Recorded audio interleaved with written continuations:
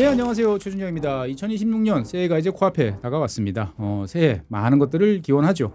돌이켜보면 참 신기합니다. 오늘 뜨는 해, 내일도 뜨는 해, 똑같은 해일 텐데 그래도 뭔가 달라졌다라고 생각을 하고 달라질 거다라고 이야기를 합니다. 새해 소망 많은 것들이 있습니다만 그중에서 가장 여러분들이 간절히 바라는 것은 건강이 아닐까 싶습니다. 건강을 위해서 우리가 챙겨야 될 것은 많죠. 운동도 해야 되고 적절하게 자기 관리도 잘 해야 되지만 아프면 또 우리한테 항상 다가오는 것이 약이죠. 우리는 매일 많은 약을 먹습니다. 하지만 정작 이 약이 도대체 어디서부터 어떻게 나왔지? 라고 생각해 보면 아는 것이 이제 매우 제한적이죠. 그래서 오늘은 이 약과 관련한 재밌는 이야기를 나눠주실 정승규 선생님을 모셔가지고 오늘 이야기를 나눠보도록 하겠습니다. 안녕하세요, 선생님. 예, 반갑습니다. 네, 간단한 자기소개 한번 부탁드리겠습니다. 예, 저는 부산에 있는 부산에서 약사로 일하고 있는 정승규 작가 겸 약사입니다. 네네. 이번에 또 책을 개정 증보판을 내면서 네. 또 여러분을 만나게 됐는데 네. 이렇게 제가 좀 좋아하는 분야를 많이 다루시는 이렇게 최준영 박사님의 지구본 연구소에 초청을 받게 되어서 정말 영광으로 생각을 합니다. 네, 감사합니다. 이 정 역사님께서는 이 책을 2권을 쓰셨어요. 지금 이제 저랑 이제 약사님 앞에 한 권씩 있는데 인류를 구한 12가지 약 이야기. 이건 이제 12가지. 그다음에 인류에게 필요한 11가지 약 이야기. 그러니까 약 이야기를 가지고 총 23가지 약을 이제 가지고 이야기를 쓰신 거죠. 근데 이 책이 정말 잘 읽히는데 다 읽고 나면은 두껍다라는 생각이 들어요. 각 한 400페이지 정도씩 되죠, 보면은.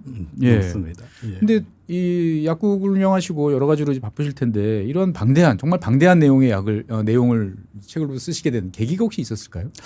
좀 책을 쓰게 된 계기는 좀 단순합니다. 예, 제가 대학에 들어가서 네. 이제 좀 약에 대해서 알고 싶어 가지고요. 네. 도서관에 좀 책을 막 뒤져봤거든요. 네, 예. 그런데 책을 보면 대부분 이제 어려운 전공책이라든가 그렇죠. 아니면 논문이라든가 네. 이런 것은 좀 너무 좀 딱딱하잖아요. 다 화학식이 난무하는. 맞아요. 조금 보면 이제 더 이상 좀 읽어보기가 예, 힘든 그런 책들이 많고 네. 또 그렇다고 또 좀 쉬운 책들은 좀 흥미는 있는데 이게 조금 과학적으로 좀 자세하게 기술이 안 돼 있더라고요. 맞습니다.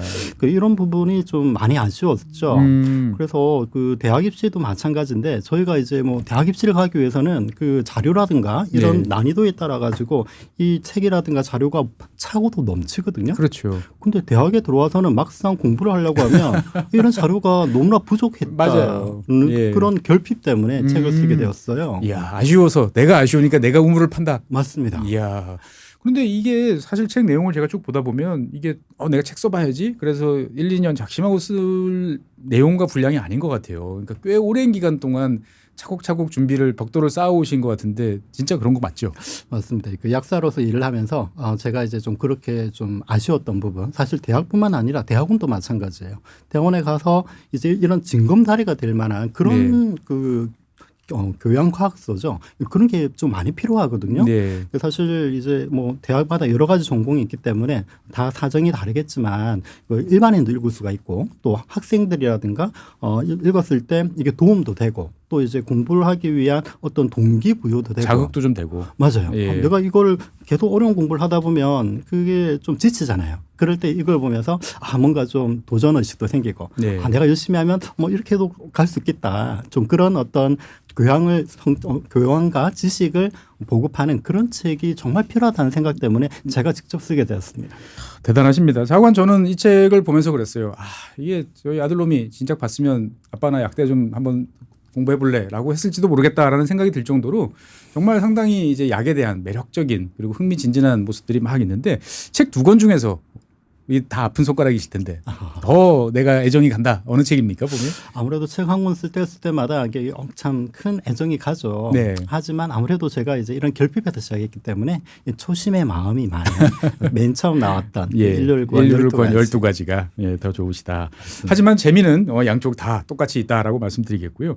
사실 저는 이제 이 책을 딱 펼치면서 그래서 전형적인 약과 관련된 이야기들이 나오겠다 싶었는데 난데없이 이제 이상의 소설 날개가 나와가지고 제가 깜짝 놀랐어요. 이게 사실 저도 뭐 이상을 좋아하긴 합니다만 뭐 막상 20대 때 고등학교 때 그리고 대학교 들어와서 좀 더 찾아보다가 그 다음서부터는 사실 기억이 이제 없어요. 보면 그 다음서부터는. 근데 그 이상의 소설 날개에 아달린이라는 이야기 나온다라고 이제 하면서 수면제와 관련된 이제 마취와 관련된 이야기를 쭉 해주셨는데 이 궁금한 거는 우리나라의 이제 이 일제 강점기 이 시절부터 벌써 수면제가 사용이 되고 있었나라는 생각도 좀 들었고 다른 한편으로 보면은 다른 책을 이렇게 쭉 보시다가도 약과 관련된 이야기가 나오면 눈에 탁 들어오시나? 막 이런 생각이 들었어요. 정말 그러세요? 맞습니다. 이 아달린이 이제 1909년 그 독일에서 바이엘 유명한 제약회사죠. 바이엘에서 합성이 된 약입니다. 그런데 일본을 거쳐서 이제 우리나라의 그 식민지 때 한 네. 1930년대 상당히 크게 유행했던 유행했던 약이에요. 그 당시는 다 누우면 잘 주무셨을 것 같은데 아니 그때도 잠을 못 주무신 분들이 많았군요. 보면은 많습니다. 현재도 뭐 마찬가지죠. 이게 불면이 그 현대인의 고질적인 어떤 그 만성 질환이라고 할 만큼 잠 못 드는 사람들이 참 많습니다. 자, 지구본 연구소를 보시는 분들 중에서는 이제 불면증 퇴치를 위해서 이제 들으시는 분들이 종종 계신데 약간의 저도 도움을 드리고 있는 것 같습니다. 어쨌건 뭐 책 이야기 관련돼서 한번 자세하게 좀 이야기해 보죠. 먼저 12가지 약 이야기부터 먼저 해보겠습니다. 사실 이제 인류를 구한 약 그러면은 대부분의 뭐 책이라든지 보통적으로 뭐 페니실린을 비롯한 항생제 이야기 쭉 나오고 아스피린 이야기 나오고 이렇게 쭉 하는데 환각제가 포함이 됐었어요. 그래서 사실 저는 약간 이게 어떻게 책 전체의 결하고 좀 안 맞는 거 아닌가라는 생각이 좀 들었는데 이게 포함시킨 이유가 과연 뭘까라는 생각도 들고 그리고 그 중에서도 이제 모르핀 우리 이제 전쟁 영화 보면 맨날 등장하는 이제 모르핀이 의약품 역사에 되게 중요한 전환점이 됐다라고 써주셨는데 사실 여기에 대해서 조금 더 좀 자세하게 알고 싶습니다. 어떻게 보면 좀 역설적이라고도 볼 수가 있죠. 그게 어떻게 환각제가 인류를 구한 약이 될 수가 있을까라고 네. 생각할 수 있는데 사실 이 환각제라는 것이 처음 나왔을 때는 획기적인 어떤 치료제로 등장한 경우가 많습니다. 아무래도 이런 모르핀뿐만 아니라 네네. 그리고 헤로인 그리고 펜타닐 같은 경우 펜타닐도 그런 경우도 또 코카인도 그렇죠. 네네. 그런 약들이 처음에는 이제 진통제라든가 네. 또 기침을 억제하는 약이라든가 또 마취제라든가 이런 식으로 처음에는 그 정말 인류를 정말 구할 듯한 그런 기세로 엄청나게 많이 쓰였죠. 하지만 쓰다 보니까 여러 가지 그런 부작용이 나타난 겁니다.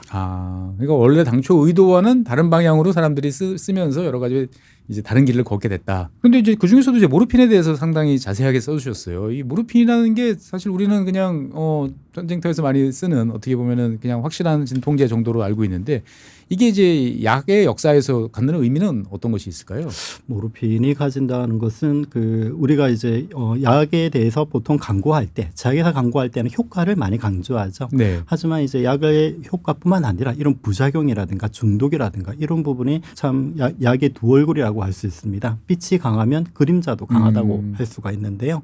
이런 모르핀이 대표적인 약이라고 볼 수 있습니다. 이런 약에 대한 그 효능을 처음에 출시할 때는 제약회사도 모르는 경우가 많아요.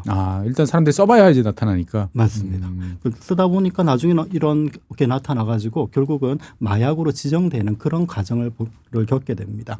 그래서 이런 환각제를 다루지 않으면 약의 역사에서 반만 다룬다는 그런 생각을 가지고 있습니다. 어쨌든 약은 항상 보면은 이제 잘 쓰면 약이고 못 쓰면 독이다 그러는데 양면이 다 있다 보니까 그런 어두운 면까지 다 포함시키는 게 당연히 필요하다라고 생각을 하신 거군요. 맞습니다. 예, 사실 우리나라에서는 옛날 마약하면 이제 필로폰 뭐 그래가지고 이제 여러 가지 이야기들도 많았고 옛날 뭐 형사물부터 시작해서 항상 등장하는 주제였는데 이 책을 보다 보니까 이게 한약재에서 시작됐다라는 구절이 또 나와가지고 상당히 놀랐어요. 필로폰이 이제 원래 그 원료가 되는 것이 마황입니다. 마황. 예, 원래 이제 화학의 발전이 어떻게 됐냐면 19세기 초에 네. 이제 이런 식물에서 유효 성분을 추출하면서 이렇게 근대 화학이 발전하게 됩니다. 이 원래 쓰던 천연물에서 진짜로 효능이 있는 놈이 어떤 놈인지를 찾아서 뽑아내는 게 약의 시작이다. 맞습니다.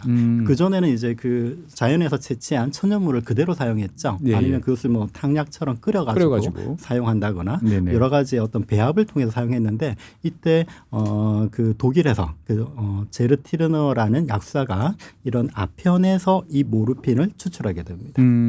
그러면서 이제 천연물을 쓰지 않고 그 유효 성분만 가지고 사용해도 똑같은 효과가 나타나는 것을 증명을 한 것이죠. 그러니까 훨씬 더 사람들한테는 이제 부작용 없이 원하는 효능을 딱딱 얻어낼 수 있다. 그래서 모르핀 같은 경우는 이제 어떤 그런 유효 성분을 뽑아낸 첫 번째 케이스가 되는 거고 이 필로폰 같은 경우는 그러면 그 아까 마황이라고 하는 그 한약재에서 바로 추출을 해서 이렇게 나오게 된 건가요? 맞습니다. 이건 19세기 말 일본에서 추출을 한 건데요. 아, 이건 원조가 또 일본입니까 보면?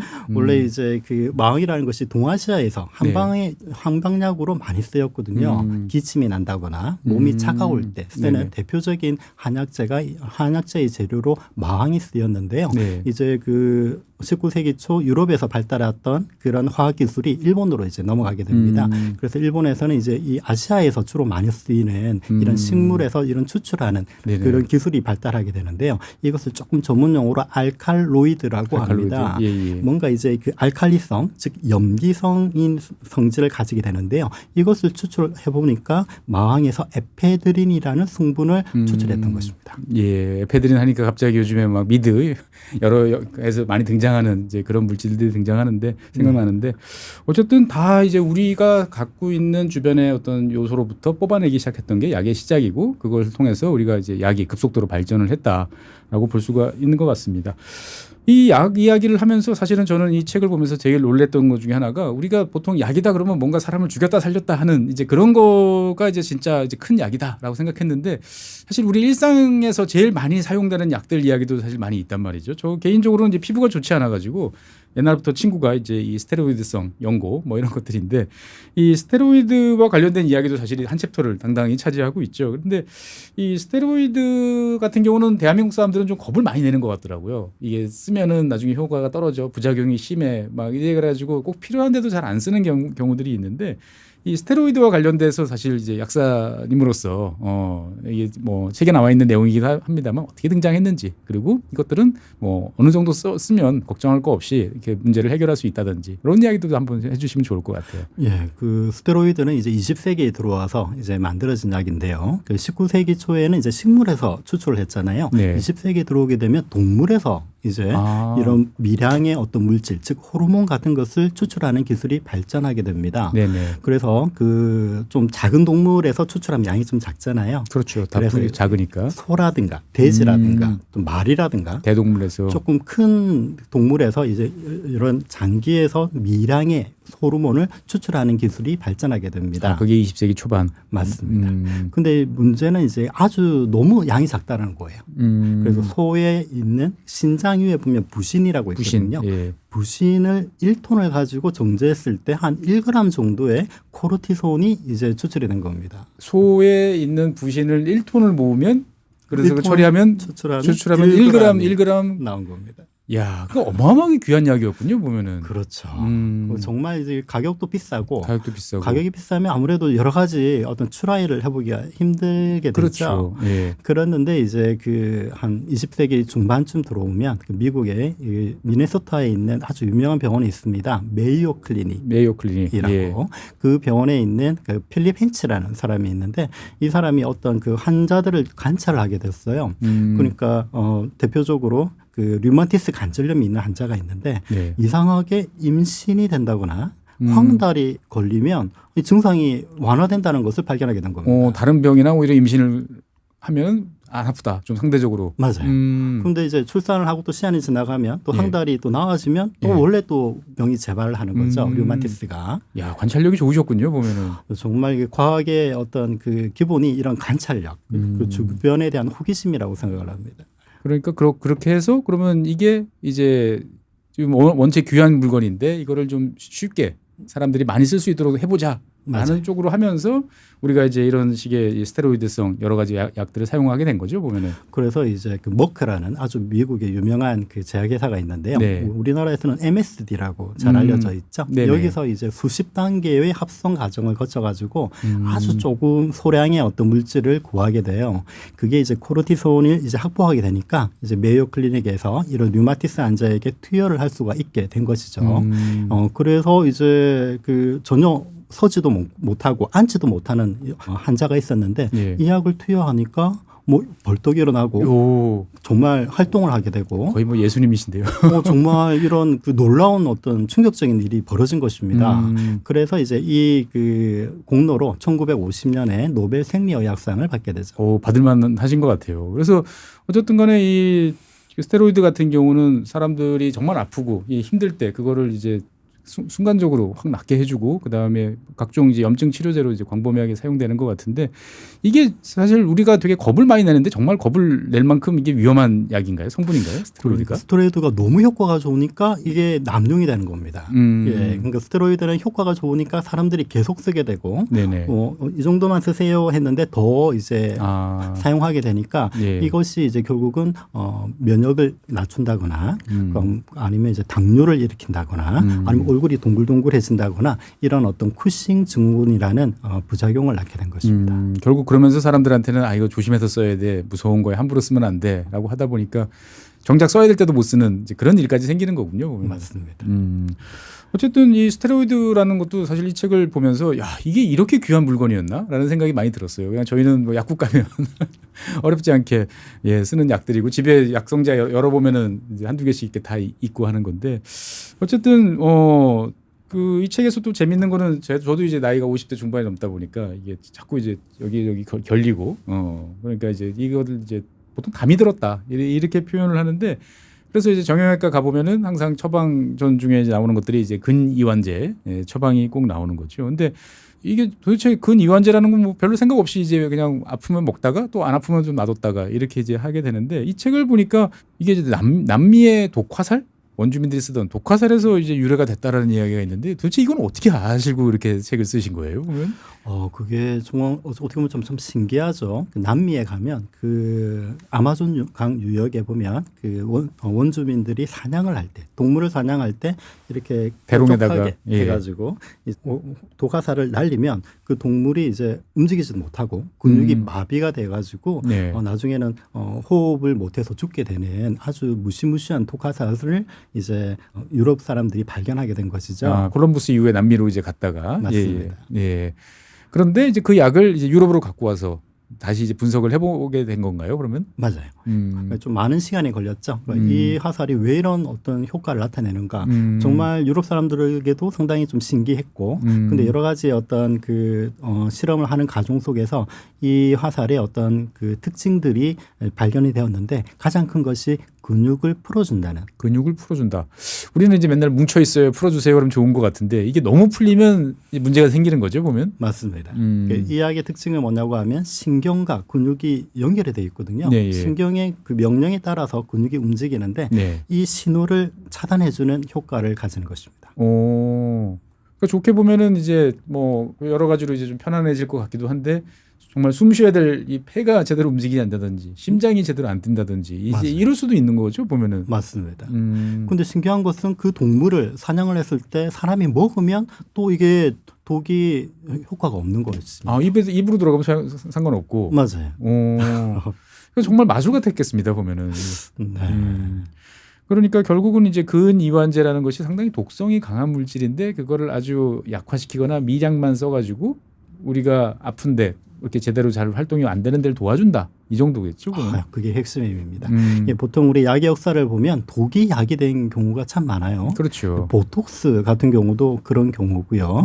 이제 그런 그 약과 독은 그 용량 차이다. 뭐 그런 말이 있을 만큼 이 약의 어떤 강력한 활성 성분을 이용해서 그 양을 줄여가지고 약을 만든 경우가 많습니다. 그러니까 함부로 이제 이거 2개 먹으면 더 효과가 좋을 거야 해서 먹으면 이제 큰일 날 수도 있다. 맞아요.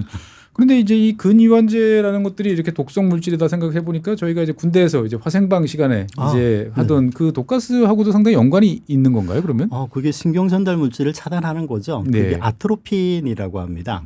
그래서 아세틸콜린이라는 그런 어떤 신경 이제 화학전을 했을 때 이제 그 사람이 이제 신경이 이제 흐트러지게 되거든요. 그것을 차단해주는 약으로 이제 허벅지에 찌르는 약이 아트로핀입니다. 그러니까 신경 그 근이완제, 이거를 이제 완화해주는 또 약을 또 약대 약으로 이제 맞서는 게 군대에서 배우는 이제 화생방 시간에. 맞아요. 해독제라고 볼 수가 있죠. 그러니까 어떻게 보면은 뭐 옛날 동양 사상에서는 그런 게 참 많이 있습니다만 독이 있으면 반드시 푸는 이제 해독이 있을 거다라고 이야기를 하는 것만큼 참 약이라는 것은 서로가 이렇게 참 맞물려 간다라는 생각도 많이 들고.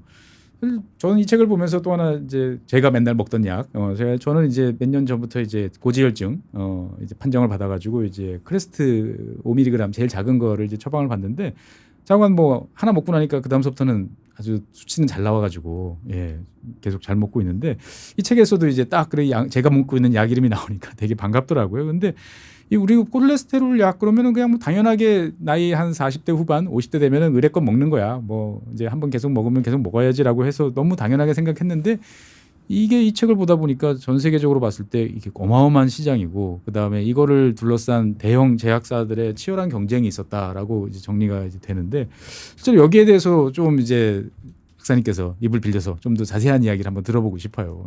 그렇죠. 이 콜레스테롤 약, 즉 스타틴이라고 하죠. 네. 이 스타틴을 먹는 사람이 그 하루에 아침에만 하더라도 한 2억 명이 넘습니다. 하루에 2억 명 이상이 예. 스타틴을 먹고 있다. 그만큼 많은 사람들이 먹고 네. 또 많이 알려져 있고 또 대중화된 약이라고 볼 수가 있고요. 네. 보통 이제 나이가 들면 아까 그 이야기했듯이 이런 콜레스테롤이 높아지고 또 네. 혈압이 높아지고 그리고 당뇨가 오고 이런 일들이 만성 질환이 많이 생겨요. 네네. 그래서 이런 어떤 생존율을 높여주고 심근경색과 뇌졸중을 예방하는 약으로 이 콜레스테롤 약이 사용되고 있습니다. 이 콜레스테롤 약을 이제 개발하신 분 이야기도 이제 있는데 이 우리 옆나라 일본 분이 이제 큰 역할을 하셨죠 보면은. 네, 맞습니다. 하면 좀 그것과 관련돼서 또 여러 가지 일화가 또 많았을 것 같은데. 1970년대에 그 엔도 아키라라고요. 그 네. 일본 산쿄라는 제약회사에서 일하시는 분이 있었는데 그분은 이제 원래 미생물 학자입니다. 어렸을 때 이제 시골에서 할아버지하고 산에 가면서 이런 어떤 그 푸른 곰팡이. 그러니까 우리가 푸른 곰팡이라고 하면 페니실린만 예, 생각이 딱 나는데. 알고 있는데 이 페니실린도 좀 종이 종이 여러 가지가 있거든요. 그렇죠. 그 중에서도 이제 그 자신이 어렸을 때 읽었던 플레밍의 그런 이야기를 이제 그 바탕 삼아서 이제 이분이 미국에 갔는데 이상하게 미국에 가니까 이런 비만 환자들이 많았던 거예요. 비만 환자들이 그렇죠. 뭐 미국 사람들 원래 뚱뚱한 사람들 많잖아요 보면은. 그래서 이제 이 비만을 이제 치료할 수 있는 약을 만들면 참 좋겠다. 그리고 시향이 크겠다라고 판단해서 네. 이제 미국에서 연수를 마치고 이제 산큐에 와서 이 연구를 하기 시작하게 됩니다. 그게 몇 년도였죠 그러면? 그때가 1970년대입니다. 그러니까 이제 그때 만들고 싶어했던 비만 치료제는 이제 2025년쯤 돼서 이제 많이들 보급이 되기 시작했으니까 한 50년 전에 이제 세상을 앞질러 가셨군요. 보면. 맞습니다. 근데 이제 이 콜레스테롤에 대한 것은 원래는 이제 그 북유럽 바이킹하고 관계가 있어요. 바이킹이요? 예. 바이킹 쪽에서 특히 노르웨이라든가 아이슬란드 쪽에서는 이런 그 젊었을 때 이렇게 콜레스테롤이 높아서 심근경색이나 뇌졸중으로 죽는 사례가 많은 것입니다. 급사하는 사례가 많다. 맞아요. 왜냐하면 그쪽에는 좀 고립 지역이거든요. 피오르드라고 해서. 그렇죠. 그리고 이제 아이슬란드 같은 경우는 섬이잖아요. 네. 그러니까 자기들끼리 이제 그 근친혼을 계속. 맞습니다. 예. 그 유전이 이제 계속 내려오는 겁니다. 그래서 이 콜레스테롤 혈증이 많았는데 어떻게 보면 처음에는 이게 소수의 사람들, 아주 네. 특별한 지역의 사람들이 이제 콜레스테롤이 높은 질환으로 알고 있었는데 이 스타틴이 개발되면서 다른 사람한테 많이 써보니까 이 사람이 이제 생존율을 급격하게 높인다라는 그 데이터를 축적하게 된 것이죠. 그러니까 어쨌든 특정 지방의 어떤 약을 이제 그 병 질환을 좀 해소하기 위해서 약을 이제 개발을 하고 써먹었는데 하다 보니까 전체적으로 모두한테 도움이 된다. 맞아요. 이 대규모 임상 시험은 특히 글로벌 제약회사 같은 경우는 수만 명을 대상으로 하거든요. 예. 이런 것들이 여러 가지 임상 데이터들이 쌓이게 되면서 이 약을 먹으면 돌연사를 줄일 수 있다는 것을 알게 된 겁니다. 돌연사를 줄일 수 있다. 예, 심근경색으로 갑자기 죽는다거나 갑자기 이제 혈관이 막힌다든지 그런 식으로 해가지고 죽는 것이 많았는데 이것을 먹으니까 한 평균 몇 년 정도의 예. 수명 연장 효과가 나타나더라. 효과가 생긴 거죠. 그래서 지금은 예방 차원으로 해도 이 콜레스테롤 약을 많이 먹어요. 예방 차원으로. 사실 어떤 의사분이 그러시더라고요. 이제 나이가 일정 수준 이상 되면은 이제 자기는 그런 약을 하나 만들고 싶다 막 그러시더라고요. 이제 아스피린 조금, 그다음에 이제 콜레스테롤 약 조금, 그다음에 당뇨 약 조금 이렇게 3종을 섞어가지고 그냥 무조건 먹으라 그러면은 사람들이 훨씬 건강해지지 않을까? 뭐 이렇게 생각도 하시더라고요. 이제 보면은. 네. 어쨌든 약사님께서는 이제 이런 책을 통해서 이제 아주 어려운 이야기도 쓰시지만 또 현장에서 이제 환자들 직접 동네에서 이제 많이 또 보실 것 같은데 사람들이 약을 제대로 잘 먹는 경우들이 많나요? 아니면은 이제 약사님 이제 처방에 따라서 먹지 않고 제멋대로 하다가 그냥 다시 또 오고 하는 경우들이 많나요? 보면. 그렇죠. 그 약국에는 약이 나갈 때 반드시 복약 지도를 하거든요. 네. 이 약을 이렇게 드세요라고 이야기를 해도 좀 환자분들은 너무 자의식이 강하신 분들이 또 있어요. 예. 이제 그래서 또 뭐 잘 드시는 분도 계시겠지만 네. 내가 정말 먹는 방식을 고집하시는 분들이 있습니다. 뭐 크게 뭐 약이라고 해서 또 그 문제가 없는 경우도 있지만 어떤 약은 먹는 방법, 그 식전에 먹는지 식후 즉시 먹는지 또 이제 그 투여 횟수 또 네. 보통 이제 약을 한 뭐 2알 먹으면 3알 먹으면 빨리 난다라고 생각하시는 분도 있거든요. 그냥 농도를 높이면 또 대표적으로 이제 비아그라 같은 경우죠. 그걸 이제 뭐 그 2알을 먹으면 효과가 2배가 나타난다고 생각하시는 분도 계십니다. 사람의 본능이죠. 2개 먹으면 더 좋을 거, 2배 좋을 것 같아. 절대 그렇지 않다. 맞습니다. 예. 어쨌든 그 인류를 구원한 12가지 약을 보면은 이제 뭐 수은을 이용한 이제 매독 치료 방법부터 시작을 해가지고 뭐 이제 흙에서 발견되는 뭐 결핵 치료제 등등과 관련된 여러 가지 이야기들 그리고 이제 아편 그다음에 이제 마취제 사실 저는 이제 마취제 이야기가 상당히 이제 재밌었던 것 같고 어쨌든 이제 이 첫 번째 책에서는 사람을 어떻게 보면 죽음에서 구해준 직접적인 책을 이제 쓰셨고 그 다음에 이제 두 번째 책은 이제 인류에게 필요한 11가지 이야기인데 이 사람의 목숨을 이제 다 구해줬는데 이제 그 다음에 또 11가지 약을 또 별도로 이제 선정하신 이유는 또 뭘까요? 그 첫 번째 책은 어떤 생존에 대한 책이에요. 죽고 사는 문제. 맞아요. 뭐 전염병이 온다거나 뭐 그런 어떤 아주 다급한 상황에서 이제 생존을 구했다면 네. 지금의 추세는 특히 이제 2000년대 이후 21세기에 들어와서의 추세는 삶의 질을 높이는 것이 추세가 된 겁니다. 이것을 해피드럭이라고도 하고요. 네네. 삶의 질을 급격히 우리 삶의 사회상 그리고 생활상을 개선해 준 약을 11가지 약 이야기에 주로 넣었습니다. 아까 말씀하셨던 이제 비아그라 같은 경우도 대표적으로 이제 그런 약 종류에 포함되는 거죠, 보면? 맞습니다. 11가지에는 대표적으로 이제 이런 약이 있죠. 그러니까 이제 피임약이라든가 네. 탈모약. 예, 탈모 인구가 참 많거든요. 1000만 명이라고 우리나라에서도 얼마 전에 대통령께서도 또 한 말씀 하셨죠, 보면은. 보험을 처리해 준. 예. 그래서 사실 이제 정말 말씀대로 이 남성들의 가장 큰 고민 그러면 탈모예요. 아무리 젊었을 때 키가 크고 잘생겨도 이 나이를 먹으면서 이제 갑자기 이 후퇴 속도가 너무 빨라지면 정말 나이가 들어 보이는 것은 한순간이더라고요. 근데 정말 주변에서 보면 온갖 약들이 등장하고 모여서 이렇게 이야기하다 보면은 뭐 심지어 이제 튀르키예 가서 이제 수술 받고 오시는 분들도 예전에 좀 맞고 그랬는데 이 책에 보면 이제 탈모제와 관련된 이야기도 좀 나오는데 약사님이 보시기에는 이 정말 등장할 수 있을까요? 탈모제 사람의 어떤 이거 문제를 해결할 수 있는. 결론부터 말하면 아직까지 탈모를 완전히 이제 치료하기는 너무 쉽지 않습니다. 왜 그럴까요, 보면? 이유가 이제 이게 유전적 영향도 강하고요. 유전. 나이나 생활 습관이라든가 호르몬이 관계가 돼요. 여러 가지 복합적인 요인으로 이 탈모가 일어나기 때문에 이것을 단지 어떤 약 하나만으로 해결하기에는 아직까지의 기술만으로는 부족합니다. 아직까지는 부족하다. 하지만 좀 도움이 되는 그런 약들이 나오긴 하죠. 네. 근데 이제 탈모제 같은 경우도 어떻게 보면은 이제 아까 처음에 말씀하셨던 이제 약간 부작용과 관련돼서 나왔던 약들이죠. 네. 예. 어떤 것들이 있는지 한번 간단하게 설명해 주시죠. 탈모의 대표적인 약이 이제 그 프로페시아라고 네, 프로페시아. MS에서 나오는 약이 있고요. 네. GSK에서 나오는 약이 아보다트가 있습니다. 예, 특히 이제 이 프로페시아가 이제 개발된 경위는 아주 좀 드라마틱한데요. 네. 예, 그 카리브해에 보면 도미니카 공화국이 있잖아요. 저희 아버지가 예전에 거기서 몇 년 사셨어요. 그래요? 예, 거기서 공장 짓느라고 몇 년 사셨어요. IT 옆에 있는 도미니카 공화국. 맞습니다. 예. 예, 그쪽에 예전에는 이제 그 설탕도 사탕수수도 재배하고 그렇죠. 막 그렇게 해서 흑인들도 많이 있는 곳인데요. 거기에 어떤 고립된 해안가 마을에 아주 특별한 일이 벌어진 것입니다. 어떤 일이 벌어졌을까요? 이게 조금 처음 들으면 좀 이상하게 느껴질 수도 있어요. 근데 이거는 과학적인 사실이니까 처음에는 이제 여자로 태어났어요. 예. 여자로 태어났는데 사춘기쯤 돼서 한 12살쯤 돼서 갑자기 남자로 바뀝니다. 2차 성징이 나타날 때쯤 돼가지고 남자로 바뀌는 거예요? 맞습니다. 이거는 거의 뭐 정말 전설적인 이야기인데. 그래서 이제 그 미국의 그 학자들이 이제 가까우니까 도미니카 공화국에 가가지고 좀 연구를 해보니까 염색체가 XY예요. 그럼 원래 남자였잖아요. 그렇죠. 예. 근데 원래 남자인데 이제 배아에서 이제 그 수정이 돼가지고 배아에서 한 8주쯤 되면 이렇게 남자 여자의 성이 바뀌는데 그렇죠. 여기서 이제 성 호르몬이 좀 크게 작용을 해줘야 돼요. 남자 여자가 구분이 되려면. 확실하게 구분이 되려면 이게 남성 호르몬이 테스토스테론이잖아요. 예. 근데 여기서 더 활성이 강한 것이 다이하이드로 테스토스테론이라고 DHT라는 호르몬이 만들어져 가지고 활동을 해야 되는데 네. 이것이 안 되어서 남자의 성징의 모습이 드러나지 않은 것입니다.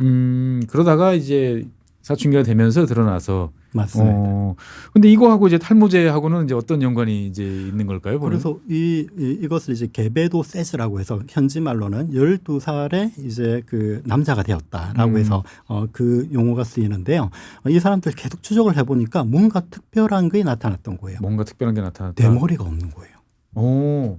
대머리가 없다. 이거 맞아요. 상당히 엄청난 발견인데요, 보니까. 예, 또 자세히 보면 이제 전립선도 커지지 않습니다. 전립선도 커지지 않고. 예, 결국은 이제 이게 생화학적인 용어인데 5알파 환원 효소라고 해서 이 네. 효소가 유전적으로 결핍이 되었기 때문에 이런 현상이 나타나는 것입니다. 뭐가 빠지면 뭔가 유전적으로 없으면 탈모도 안 발생하고 전립선 문제도 발생하지 않는다. 맞아요. 그러면 복 받으신 분이다라고 봐야겠군요, 보면은. 예, 세계적으로 이런 일들이 조금 드물게 있는데요. 네. 아까도 이야기했듯이 고립된 지역에서 이제 근친혼이 이제 몇 번 되면 네. 이런 일들이 일어나죠. 예, 그래서 이것을 이제 연구를 해보니까 DHT라는 그 호르몬이 만들어지면 이렇게 탈모가 일어난다는 것입니다. 그래서 이 DHT가 만들어지지 않도록 네. 해주는 그 약이 이제 현재 많이 쓰이고 있는 프로페시아입니다. 그러니까 억제를 통해서 이 탈모를 이제 막아준다. 맞습니다. 사실 이제 뭐 여러 가지 남자들끼리 모여서 이야기하다 보면 부작용이 있어 뭐 어쩌고 저쩌고 그거 무섭지 않아 말 하는데 그럼에도 불구하고 난 이 나의 머리털이 중요해라고 말씀하시는데 실제로 이제 부작용 같은 경우도 좀 감내를 해야 되나요? 아무래도 성기능에 조금 문제가 있는데요. 네. 그래도 이제 뭐 그렇게 빈도수는 많지는 않고요. 그리고 약을 끊으면 또 원래대로 되돌아오기 때문에 네. 이제 좀 이런 부분에 어떤 좀 조율이 필요한 거죠. 그러니까 탈모약을 드시는 분들은 이제 약이 이제 양날의 칼이라는 거를 이제 정말 잘 이해를 하시겠군요. 보면 하나를 위해서 하나를 포기하고 선택을 하셨다라고 이제 보는데 어쨌든 이 인류에게 필요한 이 11가지 이야기는 어떻게 보면은 우리가 죽고 사는 문제는 아니지만 우리의 삶과 관련돼서 정말 되게 중요한 이야기들이 되게 많아서 되게 흥미롭게 이제 읽을 수 있고 저는 이제 이걸 보면서 갑자기 옛날 생각이 났어요. 제가 한 20년쯤 전에 이제 독일에 이제 갔는데 보통 해외여행 가면 주로 여름철 날씨 좋을 때 가지 않습니까? 근데 그때는 출장으로 가니까 11월, 12월 뭐 이때 간 거예요. 근데 정말 베를린이 그렇게 이 뭐라고 그래야 되나 하늘이 낮고 까만 구름이 그냥 낮게 있는지 몰랐어요. 그러니까 너무 막 우울해지고 답답하고 막 그러더라고. 그래서 야, 형 이거 나 여기 있으면 우울증 걸릴 것 같아. 그랬더니 그 선배가 이제 야 여기는 그냥 그 프로작을 그냥 타이레놀처럼 먹어. 그러니까 별로 여기서는 그렇게 신경 안 써도 돼. 막 이런 이야기를 하면서 이게 우울증 약을 그렇게 먹어도 되나? 막 이런 생각도 들었는데 사실 보통 우리는 지금도 이제 우울증은 마음의 병이야. 그러니까 의지력으로 극복할 수 있어라고 이제 생각들을 많이 하는데. 이 프로작 같은 약이 어떻게 보면은 정말 우울증의 효과가 탁월한 거죠, 보면. 맞습니다. 이게 우울증 치료에 어떤 획기적인 네. 그 핵을 그은 약이 프로작이라고 할 수 있는데요. 1980년도에 나왔죠. 되게 늦게 나온 약이군요. 요 책에 있는 약들 중에서는 상당히. 맞습니다. 예. 11가지 약은 이제 요 근래, 네. 최근에 약이 좀 많아요. 네. 그래가지고 특히 이제 베를린 같은 경우는 이제 위도가 높아요. 높죠. 한 52도쯤 되나요? 네네. 우리가 38선 바로 밑에 서울이 있으니까 그러니까 이제 그 햇빛도 좀 작고 네. 이런 계절성 우울증이 쉽게 나타나는 것입니다. 그래서 이것을 먹으면 조금 전문 용어를 쓰면 SSRI라고 합니다. 네. 선택적으로 뇌에 있는 신경 전달 물질 중에 세로토닌이 사라지지 않게 해주는 약이 이 프로작입니다. 세로토닌이 너무 빨리 사라지면 이게 우울감이 막 밀려오니까 그것들을 맞습니다. 몸에 더 남아 있을 수 있도록 조절해 준다. 그게 핵심입니다. 어떻게 그런 생각을 했을까? 참 신기해요. 이런 약을 보다 보면은. 그렇죠. 여러 가지 어떤 좀 시행착오도 좀 많고요. 예. 그러니까 조금 이제 이런 생각이 들죠. 왜 우리나라는 아시아에서는 그런 약을 만들지 못했을까? 그러니까 다 독일 아니면은 미국 예. 지금도 이제 제약 산업이 이제 소수의 선진국들이 독점하는 산업이거든요. 독일, 스위스, 미국, 영국 좀 있고 그다음에 미국, 일본 정도까지 이 정도인 것 같아요. 예, 보통 이제 우리가 여기 있는 책에 나오는 그런 약들도 이제 그런 소수의 선진국에 있는 아주 글로벌한 제약회사에서 만든 약들이 많은데 네. 현재는 이제 우리나라도 제약이라든가 바이오 산업이 크게 발전하고 있어서 이제 좀 많이 따라잡고 있는 형국이라고 볼 수가 있죠. 보통 이제 나 우울증인 것 같아, 마음이 안 좋아. 그래서 약국에서 그냥 이 약을 살 수는 없죠. 이건 다 의사 처방이 있어야 되는 약이죠. 보면은. 맞습니다. 반드시 처방을 받으셔야 됩니다. 보통 이제 프로작 이야기를 많이 하는데 이외에도 여러 다른 종류들의 약이 많이 나오고 있나요? 보면? 맞습니다.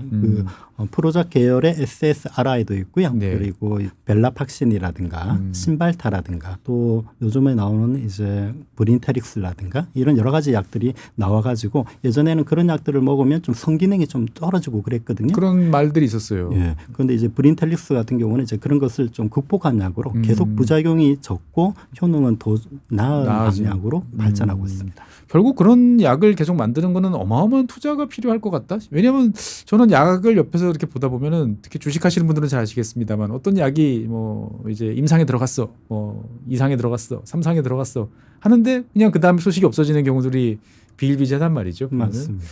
결국은 약이라는 것은 우리가 처음에 계획은 하지만 결국은 행운과 이 시행착오의 결과로 만들어지는 건가요? 그게 포인트예요. 그걸 세렌디피티라고 합니다. 예. 억세게 운이 좋은 거죠. 어떻게 보면 뭐 페니실린도 억세게 운이 좋게. 그렇죠. 사실 말도 안 되는 행운에 행운이 겹친 건데. 맞아요. 그런데 이제 그런 억세게 운이 좋은 게 이제 잡으려고 하면 네. 내가 준비가 돼 있어야 돼요. 내가 과학적으로 준비가 돼 있고 이 현상을 이론적으로 접목을 할 수가 있어야 되고요. 설명을 할 수 있어야 되니까. 맞아요. 그런 어떤 그 과학적인 배경이 많은 나라에서 이런 세렌디피티가 올 수 있었던 것이죠. 그러니까 결국은 우리가 쓰는 약들 같은 경우는 기본적으로 이제 화학적인 여러 가지 요즘엔 뭐 바이오도 이제 있습니다만 기본적으로 이제 화학이다 보니까 화학이 좀 강한 나라가 아무래도 약을 잘한다 이렇게 볼 수가 있겠군요. 맞습니다. 전통적으로는 이제 20세기 말까지는 예. 그러니까 이 리피토가 2005년도에 나왔거든요. 그때 100억 달러 매출을 돌파했어요. 화이자에서. 그게 이제 2005년도에서 제일 많이 팔린 약입니다. 그러다가 이제 요 10년에는 이 바이오가 엄청나게 성장을 했어요. 네네. 그래가지고 이 바이오 시장이 세계 10대 약 중에 거의 대다수를 차지할 만큼 엄청나게 성장하고 있는 것이 바이오 산업입니다. 그러니까 어떻게 보면 이제 약이라는 것이 생약이어서 이제 화학을 통해서 우리가 이제 물질을 분리해서 만드는 이제 그런 단계로 갔다가 이제 또 바이오로 이제 점점 영역이 넓어지는데 사실 요즘에 이제 약 그러면 제일 핫한 약 그러면 다이어트 약인 것 같아요. 제 주변에서도 이제 예전에 삭센다 뭐 이야기 나왔을 때만 해도 야 뭐 기적의 명약이야 막 그러다가 이제 뭐 위고비 지금은 이제 마운자로 뭐 이런 이야기들 나오더라고요. 근데 이런 약들이 정말 효과가 있다 뭐 없다 이렇게 하는데 대부분 효과는 있다라고 말씀하시는데 약사님 보기에도 이 약들은 내가 체중을 조절한다라는 목적에 대해서는 확실하게 효과가 있어 보입니까? 효과는 참 탁월하죠. 근데 뭐 100%다 그런 경우는 아니지만 네. 임상 데이터를 보면 마운자로 같은 경우는 한 20% 넘게 감량이 되니까요. 25% 감량이라고 본다면 100kg라고 하면 20kg. 75kg가 되는 거예요. 75kg 그렇죠. 네. 그러니까 이제 그 대신 이제 이 약을 일주일에 한 번씩 주사를 맞는데요. 네. 이거를 한 1년 넘게는 해야 됩니다. 그러니까 1년에 52주니까 보통 처방이 한 60주 이렇게 넘게 나오는 것 같더라고요 보니까. 맞습니다. 근데 사실은 이제 저는 이제 약을 이렇게 뭐 전공은 안 했습니다만 이렇게 보다 보면은 예전에는 먹기 힘들었던 약들이 점점 뭐 사이즈가 작아진다든지 뭐 아니면 예전엔 주사를 맞아야 되는데 지금은 이제 경구 투약으로 바뀐다든지 이런 쪽에 또 변화도 많이 있는 것 같아요. 이런 것도 그러니까 기존의 약효는 그대로인데 사람들이 이용하기 편하게 만드는 이것도 경쟁이 꽤 치열한 분야인가요? 그렇죠. 이제 뭐 대표적으로 이제 그 키트루다 같은 면역 항암제가 있어요. 네. 이런 것들을 이제 그 피하 주사로 맞으면 그 병원에 가면 좀 시간이 많이 걸리거든요. 그렇죠. 원래 항암제 같은 경우는 하염없이 이제 정맥 주사로 맞고 있어야 되는데. 그러는데 이제 이걸 이제 피하 주사로 뭐 자기가 맞거나 뭐 시간이 줄어든다면 그것도 엄청나게 큰 혜택이거든요. 그 약을 개발하는 것도 엄청나게 중요하지만 이런 제형을 바꿔가지고 예. 먹어서 치료한다거나 이렇게 간단하게 주사제라도 시간을 줄이고 불편함을 줄이는 것에 대해서 엄청나게 많은 노력과 투자와 연구가 되고 있습니다. 이런 이제 아까 말씀드렸던 이제 다이어트 약 같은 경우도 처음에는 거의 매일 하루에 한 번씩 이렇게 했는데 지금은 일주일에 한 번 이렇게 이런 식으로 줄어든 거죠 보면. 그렇죠. 삭센다는 매일 하루 한 번 맞거든요. 예. 근데 위고비하고 마운자로가 오면서 일주일에 한 번으로 줄었죠. 그리고 이제 그 앞으로는 이제 요 몇 년 안에는 먹는 약이 나올 전망입니다. 주사 안 맞고. 맞아요. 주변에도 주사가 무서워서 나 하기 싫어 막 이러신 분들 많은데. 예. 근데 이제 이 위고비 맞으시는 분이 그러더라고요. 이제 자기는 음식을 맛있게 먹으면서 살이 빠지는 걸 기대했는데 이거를 먹으니까 음식 생각이 안 나거나 아예 맛있게 먹으려고 준비를 해도 딱 2숟갈 먹으면 안 먹겠어라고 막 그래가지고 너무 슬프다. 이 먹는 낙이 없어졌다. 막 이렇게 이야기하는데 약사님 보시기에는 시간이 좀 지나면 먹는 거는 그대로 맛있게 먹고 체중은 빠지는 이런 약이 등장할 수 있을까요? 아직까지는 좀 기전상으로는 쉽지는 않습니다. 이 위고비하고 마운자로의 기전이 뭐냐고 하면 예. 췌장에 있는 인슐린 분비를 대량 분비하게 하고 그리고 이제 그 위 배출이라고 하죠. 그 위에서 음식이 이동을 해야 되는데 네. 운동 운동에 의해서 네. 이것을 이제 속도를 줄이기 때문에 결국은 음식을 덜 먹게 됩니다. 그러니까 이제 포만감을 빨리 느끼고 뱃속에 실제로도 좀 오래 있게 하고 맞아요. 그러니까 덜 먹게 된다라고 하는데 그런데 이제 이게 대량의 인슐린을 이제 짜낸다라고 표현이 맞는지 모르겠습니다만 췌장을 막 자극하는 거잖아요. 그러면 맞습니다. 이게 췌장이 너무 힘들어서 뭐 췌장염이라든지 이런 다른 부작용은 아직까지 보고된 게 없을까요? 췌장염도 이제 대표적인 부작용 중에 하나죠. 근데 예. 이제 췌장염에 대한 부작용은 조금 많이 과장된 면이 있습니다. 그렇습니까? 실제로 이제 모든 약은 부작용이 있습니다. 예, 그래서 약마다 이제 효능도 있고 부작용 중에서 그래도 부작용이 좀 적더라도 효능이 크니까 쓰는 거거든요. 예. 근데 췌장염이 걸릴 확률은 한 0.2%에서 한 5% 사이, 예. 그러니까 1% 이하죠. 예, 그러니까 이런 확률은 좀 적은데 이런 확률이 적다 하더라도 부작용이 무엇이 있는지를 알게 된다면 적절하게 대처를 할 수가 있죠. 췌장염이 생기면 복통이 심하게 오거든요. 배가 이제 많이 아프게 되는데 그 원인이 뭐냐고 하면 담낭에 있는 담석이 네. 이제 그 소화액 췌장에 있는 그 액하고 같은 관으로 내려옵니다. 그 담석이 돌멩이가 돼가지고 그 구멍을 막아가지고 복통이 생기는 겁니다. 뭐 제 주변에도 그런 일이 종종 이제 있었는데 어쨌든 너무 걱정할 필요는 없다. 맞습니다. 근데 이게 이 다이어트 약을 이제 1년 이렇게 해가지고 내가 열심히 잘 맞아서 정말 목표 한 20% 정도로 이제 삭감을 했다. 그러면 그 다음에는 계속 유지가 자연스럽게 되는 건가요? 근데 이제 그때부터 요요 현상이 일어나요. 이것도 요요는 벗어날 수 없다. 네. 그리고 가장 큰 문제가 뭐냐고 하면 근육량이 빠지는 것입니다. 근육량이 빠집니까? 예, 근육이 빠지게 되면 근육이 참 중요하잖아요. 예. 근육이 많아야지 이게 기초 신진 대사율도 높아지고 그렇죠. 예. 이제 이걸 골격을 잡아주는데 이게 근육이 많이 빠지게 되면 힘이 빠지게 되고 예. 그런 것들이 좀 많이 힘들게 되죠. 그러니까 이제 주사를 맞으면서 이제 살을 빼면서 예. 그리고 운동이라든가 예. 이런 것들을 통해 가지고 또 그리고 음식 습관을 통해서 조절을 해야 돼요. 그렇지 않으면 약을 끊게 되면 그 다음부터는 다시 살이 찌는 요요 현상이 일어나는 것이 요요 현상이 일어날 수밖에 단점입니다. 없다. 결국은 그 1년의 시간을 줄 테니까 이거 먹으면서 살이 빠지니까 너가 그 사이에 왜 살이 쪘는지를 좀 생각해보고 생활 습관을 바꿔라. 맞습니다. 이런 거네요 보니까. 그러니까 결국은 뭐 이제 다이어트하면서 운동을 병행하세요라는 이야기는 항상 들려왔는데 이 약도 여전히 그거는 피해갈 수 없다. 그 11가지 약 이렇게 보다 보면은 정말 우리가 일상적으로 이제 많이 쓰는 약들이란 말이죠. 보면은 그 약사님께서 이제 현장에서 봤을 때 이 11가지 약 중에서 사람들이 제일 많이 찾고 제일 어떻게 보면 이게 정말 사람들의 삶을 편하게 만들어줬지 이런 약이 혹시 있을까요? 보면 아무래도 당뇨약이 참 이제 많이 발전을 한 거죠. 사실 그 다이어트 약도 이 당뇨약에서 출발을 그렇죠. 했거든요. 당뇨병을 치료하려다가 인슐린 계통을 건드리다가 이게 이렇게 나온 거죠. 보면은. 맞습니다. 예전에는 이제 좀 당뇨약을 먹어도 좀 잘 안 잡히는 경우가 참 많았는데 요즘은 이제 그런 새로운 그 우리나라에서도 개발했던 그런 약들이 많이 쓰이면서 당뇨도 좀 상당히 좀 많이 조절이 되는 편이고요. 네. 혈압도 뭐 웬만하면 다 조절이 되는 편이죠. 예전처럼 안 잡히는 경우도 많이 없고 그리고 정신과 계통약 이런 것들이 예전에는 정말 어떤 그 개인의 어떤 잘못 내지 네. 어떤 의지 박약 뭐 이런 식으로 맞아요. 그런 식으로 좀 치부했던 그런 정신과의 문제가 이제 이런 어떤 그 화학 물질에 의해서 나아질 수도 있다는 것이 그 사람에 대한 어떤 낙인 효과가 사라지고 과학으로 치료할 수 있다는 것이 큰 유익이라고 볼 수 있습니다. 그러니까 결국은 이제 개인이 잘해서 뭔가를 한다기보다는 어쩔 수 없는 상황에 놓여 있는 경우들이 이제 많은데 약이 이제 그런 문제들을 상당 부분 해결할 수 있도록 도와준다. 어떻게 보면은 90년대 초 제가 대학 다니던 때만 생각해도 주변에서 많은 분들이 그냥 퍽퍽 쓰러져서 돌아가셨어요. 다 돌아가시는 게 지금 생각해 보면 뇌졸중, 뇌출혈, 돌연사. 그런 거였는데 지금은 그런 경우들이 많이 줄었단 말이죠. 그래서 왜 줄었나라고 보면은 이제 혈압약.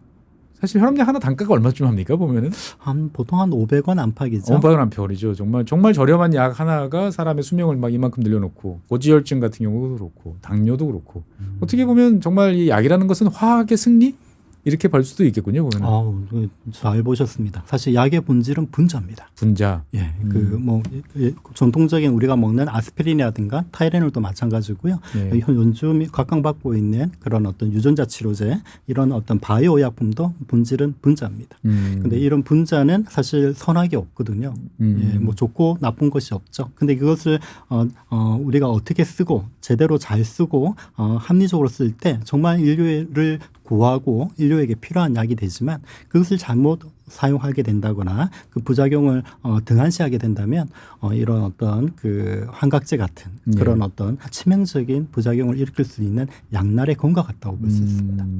어쨌든 이제 잘 쓰면 약, 못 쓰면 독 이런 말은 이제 옛날이나 지금이나 똑같다라고 이제 볼 수가 있겠고 사실 저는 이 책을 보면서 이 책을 이제 어른들이 보는 것도 좋지만 정말 저는 이제 청소년들이 좀 많이 봤으면 좋겠어요. 그러니까 아까 말씀드렸다시피 이제 단편적으로 알고 있던 것을 체계적으로 이렇게 좀 높여주는 그런 이야기. 그리고 무엇보다도 이제 제가 항상 강조하는 대한민국에서는 책들이 다 엔트리 레벨만 있지 이제 그 다음 단계로 넘어가는 이제 그 없어서 되게 답답했는데 그것들을 딱 호기심을 충족시켜주는 이제 그러한 역할을 많이 하는 것 같습니다. 어쨌든 많은 분들께서 좀 사랑해 주시면 좋겠는데 마지막으로 드리고 싶은 질문은 요즘에는 이제 약학 계열이나 뭐 의학 계열 다 인기가 좋으니까 학생들이 이제 무조건 공부 잘하면 그걸 해야 된다라고 생각하는데 약사님께서는 지금 이제 현장에서도 이제 약국을 경영하고 계시고 또 예전에는 또 연구자로서 약을 또 연구를 또 하셨는데 약을 다루는 사람이 가져야 될 뭐 적성 아니면 자질 뭐 이런 게 있다면 혹시 어떤 것이 있을까요? 보면 저는 좀 이렇게 생각합니다. 약은 생명에 대한 인간의 가장 숭고한 사랑이자 실천이라고 생각합니다. 실천이다. 예, 사실 뭐 아까도 이야기했듯이 뭐 글로벌 제약회사의 어떤 경쟁으로 큰 수익을 얻는 것도 있겠지만 가장 밑바닥에는 인간에 대한 사랑, 인간에 대한 이해, 그리고 이 약을 가지고 정말 돈벌이도 되겠지만 정말 그 필요한 사람에게 도움이 되는 그런 따뜻한 휴머니즘이 더 필요하다고 생각을 합니다. 마음이 따뜻한 사람이 약사가 되는 게 좋겠다. 맞습니다. 예. 다른 한편으로 보면 이게 그 우린 약사 그러면 대부분 이제 개업이라고 이제 다루고 생각을 하는데 좀 더 많은 사람들이 이제 연구 R&D 쪽에서 있으면 좋겠다라는 이야기도 있는데 이런 이야기에 대해서는 어떻게 생각하시나요? 그렇죠. 사실 좀 제약이라든가 바이오는 상당히 유망합니다. 예, 우리나라도 뭐 그 송도라든가 가보면 또 엄청나게 많이 이제 맞아요. 이런 바이오 산업이 엄청나게 발전하고 있고요. 그 뉴스라든가 그런 데 보면 뭐 한미약품이라든가 유한양행이라든가 동아제약이나 SK팜이라든가 뭐 수출도 많이 하고요. 기술 수출도 많이 하고 직접 우리가 그 개발해 가지고 해외에도 팔기도 하고 뭐 셀트리온이라든가 삼성바이오로직스 기사를 많이 보셨을 겁니다. 예, 앞으로 이제 이게 유망 산업으로서 이제 그 지금 이제 청소년들이라든가 애들에게 이 정말 생명을 살리고 그리고 뭐 돈도 되고요. 그리고 또 잘하면 노벨상도 받을 수가 있는 정말 이런 산업이 좀 드물지 않을까.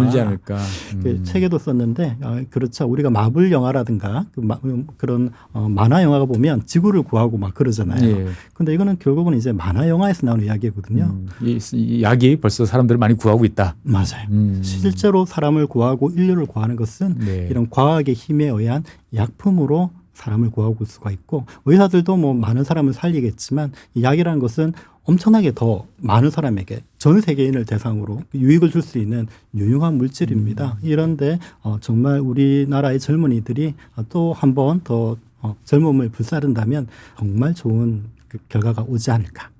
권하고 싶습니다. 예전에는 화학이었다가 이제는 바이오까지 배워야 되니까 정말 이제 점점 알아야 될 게 많아진다라는 생각도 드는데 어쨌건 저는 이 두 책을 다 읽어보면서 그런 생각이 들었습니다. 방금 말씀드린 것처럼 청소년들이 봤으면 정말 좋겠다라는 생각. 그래서 자녀들이 이제 한 중학교, 고등학교인데 과학에 대해서 조금 관심이 있고 역사에 대해서 관심이 있다. 그러면 한 번씩 보여주면 정말 흥미롭게 아마 2권 다 읽는데 꽤 열심히 읽어야 이제 다 읽을 수 있을 이제 그런 이야기인 것 같기도 하고. 전 다른 한편으로 보면 그 바이오 투자, 의학 그 제약 산업에 투자하시고 싶은 투자자들도 한번 읽어보시면 좋겠다라는 생각도 들어요. 그래서 뭐 앞뒤에 어떤 연관관계, 히스토리 이런 것들이 잘 나와 있기 때문에 지금 현재를 이해하는 어떤 그러한 안내자로서의 역할도 되게 크다라는 말씀드리고 싶습니다. 어쨌건 2025년 한 해 이제 여러 가지로 고생스러운 이야기들을 많이 이제 겪고 힘드셨는데 다 털어놓으시고 2026년은 건강하게 새롭게 복 많이 받으시는 그런 한 해가 되었으면 좋겠습니다. 어쨌든 이렇게 2025년은 점점 끝을 향해 달려가는 것 같습니다. 네, 오늘은 인류에게 필요한 11가지 이야기, 그다음에 인류를 구원한 12가지 약 이야기와 관련된 이야기를 정승규 선생님을 모시고 오늘 나눠봤습니다. 여러분들께서도 한번 꼭 읽어보셨으면 좋겠다라는 말씀드리면서 오늘 시간은 이것으로 마치도록 하겠습니다. 네, 지금까지 시청해주신 여러분 대단히 감사하고요. 나오신 정승규 약사님 고맙습니다. 예, 감사합니다.